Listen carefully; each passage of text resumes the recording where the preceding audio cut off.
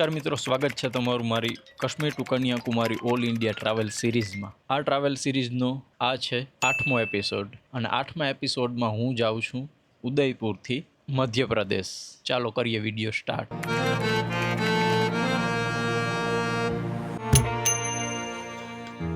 Good morning મિત્રો, મારે નીકળવાનું છે. એ જ કન્ફ્યુઝન છે ક્યાં નીકળવાનું છે, કારણ કે મારી પાસે છે ને ઓપ્શન બે છે, એક ઇન્દોર, બીજું અમદાવાદ. જો ઇન્દોર જાઉં તો મારે નર્મદા કિનારે ક્યાંક સ્ટે કરવાની ઈચ્છા છે, પણ જો કે હું અમદાવાદ જાય તોય નર્મદા કિનારે સ્ટે થઈ શકશે, કારણ કે તો પછી પાછું આમ એમપી બાજુ વળવું પડે. પણ અમદાવાદ જઈને એનો ફાયદો એ થાય કે મારું થોડું એડિટિંગ વાળું કામ જે છે એ પતી જાય. ઓકે, તો મારે અત્યારે અહીંથી ચેકઆઉટ છે 10 વાગે. મારી ટ્રેન છે, હું કદાચ અમદાવાદ જાઉં કે ઇન્દોર જાઉં, મારી ટ્રેન છે સાંજે જ. અને આખો દિવસ બેગ લઈને તો નહીં રખડી કોઈ લાઈન ઓલાનું રિક્વેસ્ટ કરે, કોમન એરિયા છે ને અમારું બેગ રાખવા દે, મને મારું કામ કરવા દે, તો વધારે રિક્વેસ્ટ કરું. એવું કંઈક કરે, હું કરીએ કંઈક જુગાડ. બાકી આપણી ટ્રેન જ્યાં જાઉં ત્યાં, અમદાવાદ જાઉં કે ઇન્દોર જાઉં, રાત્રે જ જવાનું છે, એ કન્ફર્મ છે. તો મિત્રો રિક્વેસ્ટ કર્યા પછી રિક્વેસ્ટ આપણી એક્સેપ્ટ કરવામાં આવી કે વાંધો નહીં, તમે તમારો બેગ રાખી દો અને તમારે કામ કરવું હોય તો કરો. અને ટિકિટય મે બી કદાચ કન્ફર્મ થઈ જાય. ઓકે, તો હવે સાંજ સુધી અહીંયા કામ કરીએ.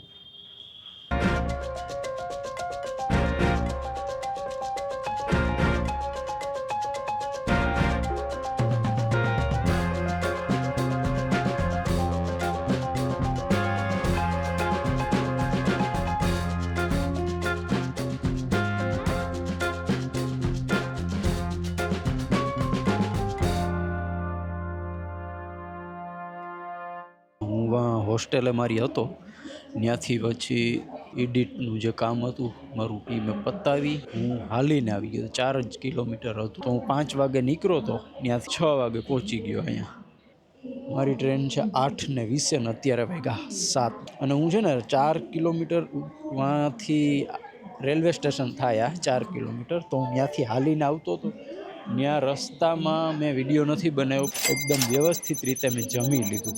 મેં છે ને હમણાં એક ટીસીને પૂછ્યું મારી જે ટ્રેન છે એ ક્યાં આવવાની છે, તો એ કે એનાઉન્સ થાય કે મને નથી ખબર. આમાં કોઈને ભરોસો કરાયું છે નહીં. હવે હું એનાઉન્સ સાંભળી લેવા.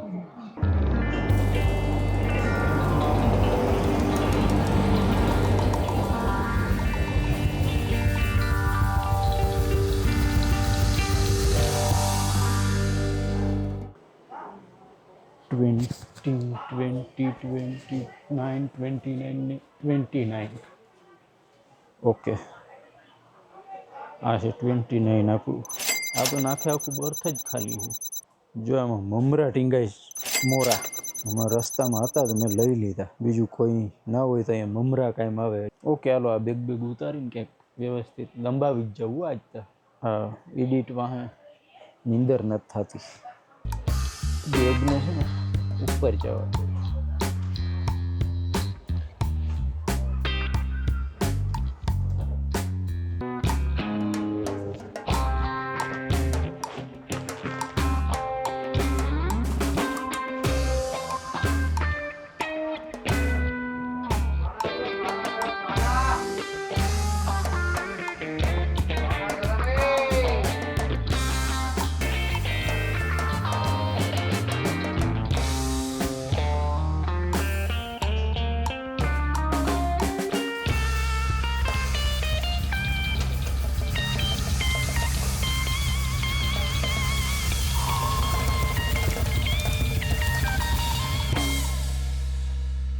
તો આ વિડીયો આપણે અહીંયા પૂરો કરવો જોઈએ, મને એવું લાગે. પહેલાં તો મને એ જ સરખું સમજાતું નથી કે મારે કયો વિડીયો ક્યારે પૂરો કરવાનો, ક્યારે ચાલુ કરવાનો. એનું એટલે મતલબ નથી સમજાતું. એનું રીઝન એ છે કે હું એટલો આ એડિટવાળા કામમાં એટલો છે ને, એમાંથી હું થોડોક નીકળી જાઉં ને પછી તો મને થોડુંક વ્યવસ્થિત સમજાય કે મારે હવે કયો વિડીયો ક્યાંથી મારે સ્ટાર્ટ કરવાનો શું છે. બહુ મોટી કન્ફ્યુઝન છે, તમને નહીં સમજાય. તમને કદાચ સમજાતું એવું હાલ, આપણે એ કંઈ જજ ના કરી શકીએ. નહીં. ઓકે, તો રામે રામ ને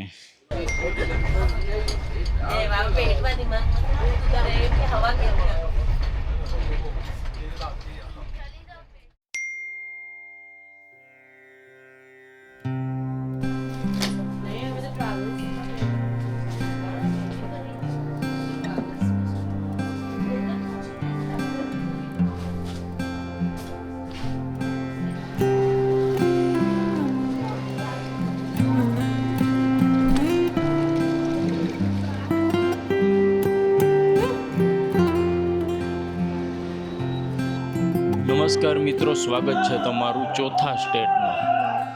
ચોથા સ્ટેટમાં મતલબ કે ભારતના મધ્યમાં, મધ્યપ્રદેશમાં. ઉદયપુરથી રાત્રે 8 વાગે મારી ટ્રેન હતી, 8:20, અને એની મને અત્યારે પહોંચાડ્યો છે સવારના 7 વાગે મધ્યપ્રદેશ ઇન્દોરમાં. હવે અહીંથી મારે જવાનું છે કાં તો મહેશ્વર કાં તો ઓમકારેશ્વર, બેમાંથી એક જગ્યાએ. થોડી કન્ફ્યુઝન છે હવે હું ક્યાં જાવી, તો બેમાંથી એક જગ્યાએ જવાનું છે અમારે. તો રેલવે સ્ટેશનથી બસ સ્ટેન્ડ થોડુંક જ થતું હતું, તો મેં કીધું હાલો હું હાલીને વયો જાઉં. તમને ખબર છે ઇન્દોર છે ને એ આપણા ભારતનું ક્લીનેસ્ટ સિટી છે, મતલબ એક ચોખ્ખું સિટી, અને જેને ચોખ્ખું રાખવામાં આવે છે. આખા ભારતમાંથી ચોખ્ખા સિટીમાંથી આ એક પહેલા નંબર ઉપર સિટી ઇન્દોર. મને નથી ખબર, હમણાં જ આમ જોયું ઇન્દોર વિશે થોડુંક, તો આવું હતું. મેઇન વાત તો આ હતી, ચોખ્ખું રાખવાની. અને ખરેખર ચોખ્ખું છે એ ખરી.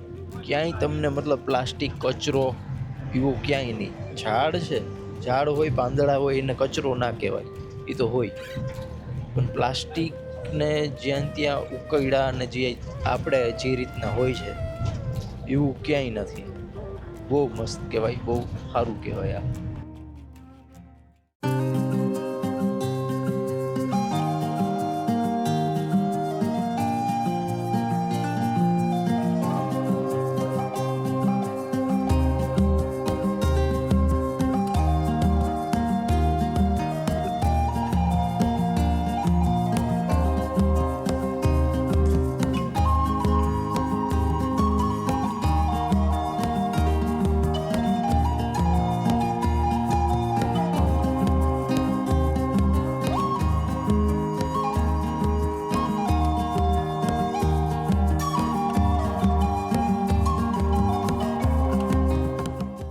સ્વાગત છે તમારું મહેશ્વરમાં.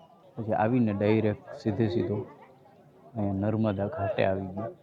અને જે આ તમે મારી પાછળ જો એ છે રાણી અહલ્યાબાઈ હોડકર ફોર્ટ, જેના વિશે મને એટલું બધું કંઈ ખાસ તો ખબર નથી. તો હું આવીને સીધો અહીંયા આવી ગયો હતો. મેં કંઈ નથી ખાધું કે નથી કંઈ ચા પાણી કે એવું કંઈ કર્યું. રસ્તામાં એક ચા પીધી હતી ઇન્દોર રેલવે સ્ટેશન. અને આજનું આપણો પ્લાન કે નર્મદા કિનારે જ કેમ્પિંગ કરીને સુવાનો પ્લાન છે, અહીંયા જ નર્મદા કિનારે.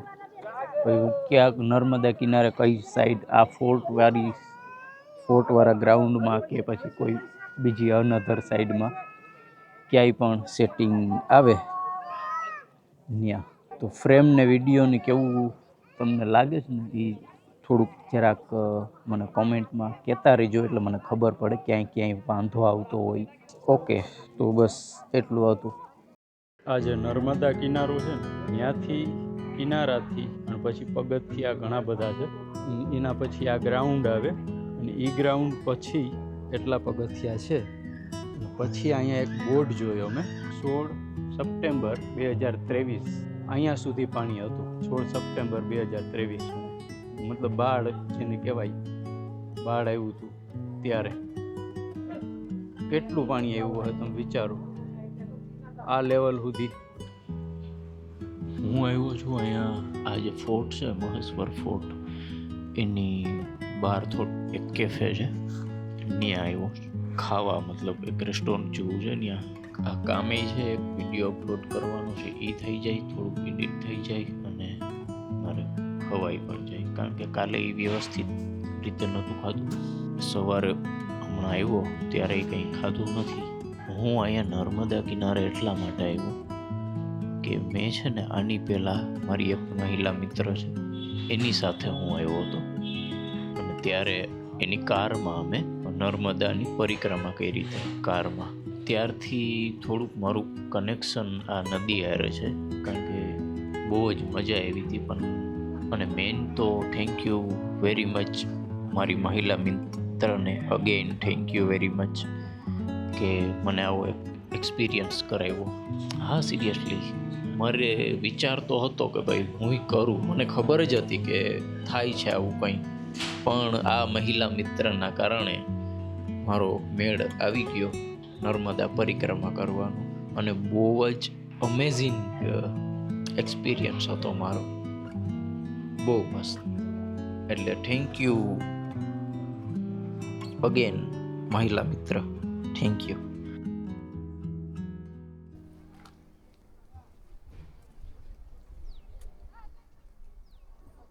તો રેસ્ટોરન્ટમાં એડિટ કર્યું મેં 15 સેકન્ડનું. રેસ્ટોરન્ટમાં હું પહોંચી ગયો તો 11 વાગે અને ત્યાંથી નીકળો 3:30-4 વાગે. હા 4 વાગ્યા હશે અત્યારે. તો ત્યાંથી નીકળી અને સીધો નર્મદા કિનારે પાછો આવી ગયો. અને હવે અહીંયા એક મંદિર જેવું છે, મતલબ આ ઘાટ ઉપર ઘણા બધા મંદિર છે, એટલે હવે આપણે અહીંયા આરામ જ કરવાનું છે, કારણ કે નાઇટ હોલ્ડ આપણો અહીંયા છે. હું મ્યુઝિક સાંભળું અને તમે મહેશ્વર જોવ થોડુંક.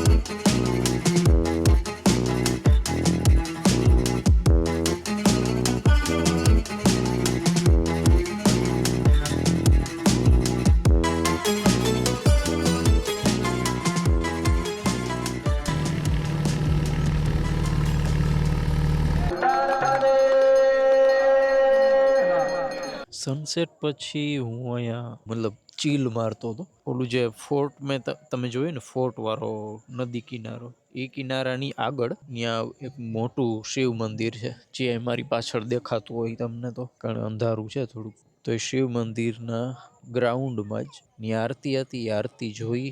1 કલાક એક આરતી આવેલી, મેં તો ટૂંકમાં પતાવી દીધું. હવે આવે છે નીંદર.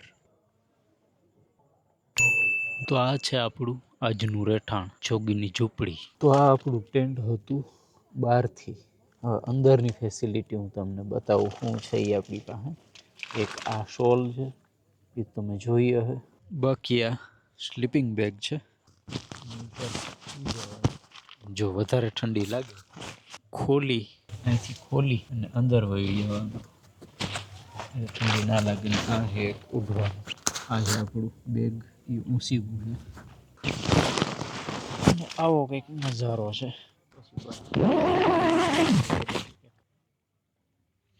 Good night.